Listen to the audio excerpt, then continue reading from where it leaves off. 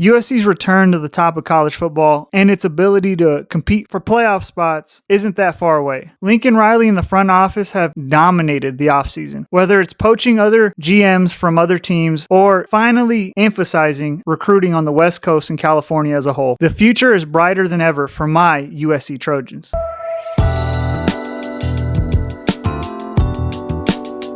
Hey, what's up, fellas? USC does it again with the hiring of Joe DeRosario away from the Baylor Bears. To be honest with you, this is more of a front office move than it is a actual on-the-field coaching move, because his assistant running backs title is just a title. Really, we all know it's going to be Anthony Jones as the main running backs coach. He was in charge of Brian Jackson and Amarian Peterson. He's helped develop them already and overall just has more experience as a college running backs coach. So this isn't a on the field improvement. Not to say that DeRosario doesn't have offensive play calling experience, because he was an OC at one point in his career. Some quick little background on DeRosario. He graduated from Penn. I think he did play football at Penn. I think he was a center, something like that. He has some NFL coaching experience. He was a quality control and assistant wide receivers coach for the Philadelphia Eagles. Andy Reid had him as a special assistant or something like that. I think assistant to the head coach. He started coaching at the University of Chicago as a tight ends coach and then joined Utah. I don't really know the years, but I know he joined Utah as a grad assistant. And then I already told you about him being an OC at Columbia. I'm not going to go too in depth about it. At the end of the day, I'm a fan, and I really never heard about this guy until USC started messing with him. Then I kind of had to learn. I mean, I think that's how all USC fans really are. We don't look at other people's front office guys until they get here. With that being said, they really hired him as a director of football strategy, which screams to me another analytics guy. I don't like it in football. It is what it is, and I'm just glad to see USC at least is embracing the future of football. I'm not excited about nerd football, but it's here, and it's here to stay. To me, this actually symbolizes two things. First, it seems like USC is taking this shit more serious now. The other thing is Jen Cohen and Chad Bowden are taking every excuse Lincoln Riley had away from them to not make this thing work. Because if you really look at all the things that we've said hasn't allowed Lincoln Riley to be as successful as he possibly can, it always came back to the front office and NIL dealings not being where they needed to be, at least compared to other high-end, big-time college football programs. But it seems like in one offseason, we fixed it. I don't think we'll really see the rewards of those until maybe the next class, but we can all agree it finally feels like it is where it needs to be, and we're at least comparable to other schools, to other high-end schools. But just look at how we're finally staying in state. Chad Bowden has a lot of experience with West Coast recruiting, but now he has a ton more money to work with at SC. And to give Lincoln Riley credit, it has helped his recruiting, at least on the West Coast. You guys see it. We have 6 of the top 50 California kids, which doesn't seem like a lot. You got to remember, this is early March. And that's not even including someone like Ryder Lyons, who I think USC has no excuse with not ending up with at the end of this recruiting cycle.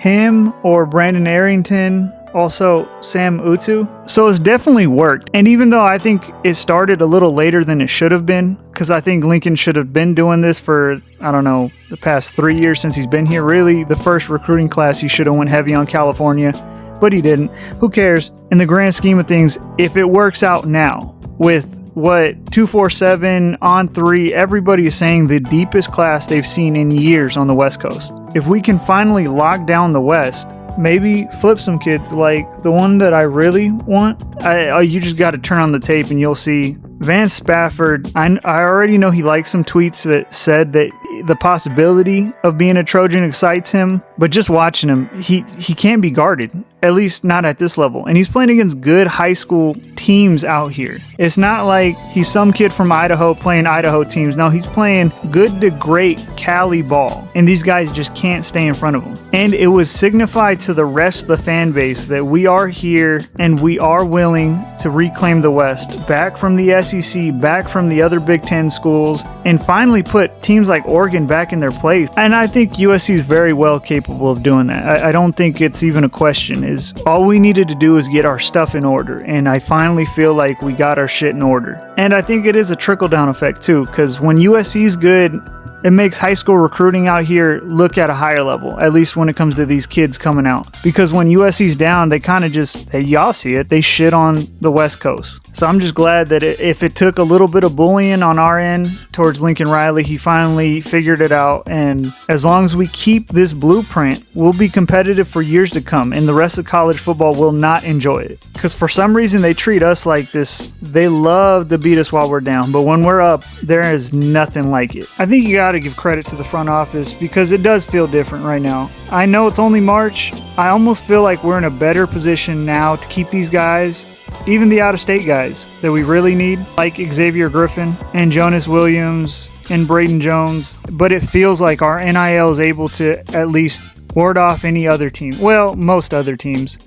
Because prior years, it felt like even if we had big NIL deals, it always felt like something was going to be caught up somewhere or the hang up was going to be in the details. And now it feels like we're finally past that and that we can just discuss football fits and strategy with these kids. And that's Chad Bowden's area. It just feels different is what I'm trying to say. I'm not saying we can keep every single guy that's recruited right now, because that's just not how recruiting works nowadays. But I think it's more likely that we could stay within the top 3 rankings of this recruiting cycle.